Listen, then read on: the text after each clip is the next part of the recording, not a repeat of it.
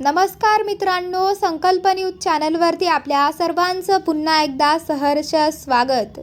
आताच्या क्षणाची सर्वात मोठी बातमी समोर येत आहे। सविस्तर बातमी जाणून घेण्यापूर्वी आपण जर चॅनलवरती नवीन असाल तर चॅनलला सबस्क्राइब करा, बेल आयकॉन प्रेस करा। गेल्या काही महिन्यांपासून राज्यात मराठा आरक्षणाचा प्रश्न चर्चेत आहे।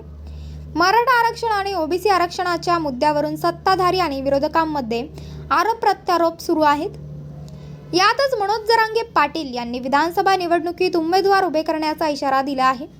यानंतर आता मनोज जरांगे यांनी उपमुख्यमंत्री देवेंद्र फडणवीस आणि भारतीय जनता पक्षावर हल्लाबोल केलाय।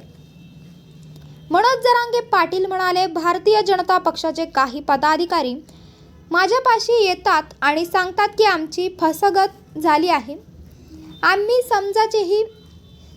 समाजाचेही राहिलो नाहीत आणि पक्षाचेही राहिलो नाहीत, ते तुमच्या बरोबर नाईलाजाने राहिले आहेत।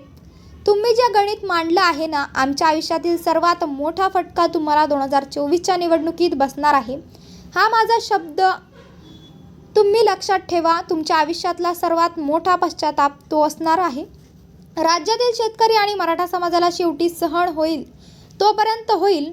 शेवटी लोक विचार करणार आहेत की सरकारला काय करायचे ते करू द्या, काय गुन्हे दाखल करायचे ते करू द्या, देवेंद्र फडणवीस यांना काय दादागिरी करायची ते करू द्या, मराठा समाजाचे काही आमदार आमच्या अंगावर घालायचे ते घालू द्या, पण निवडणुकीत त्यांना पाडायचं, असं मनोज जरांगे म्हणाले। उपमुख्यमंत्री देवेंद्र फडणवीस यांनी राजीनामा देण्याची भाषा आतापर्यंत 2दा केली, त्यामुळे याचा अर्थ असा वाटतो की यामध्ये त्यांचा दोष आहे, कारण या राज्याचे कार्यकर्ते आहेत। तुम्ही मराठा समाजाचं आरक्षण रोखलं हे सत्य आहे, तुम्ही ते आरक्षण द्या ना।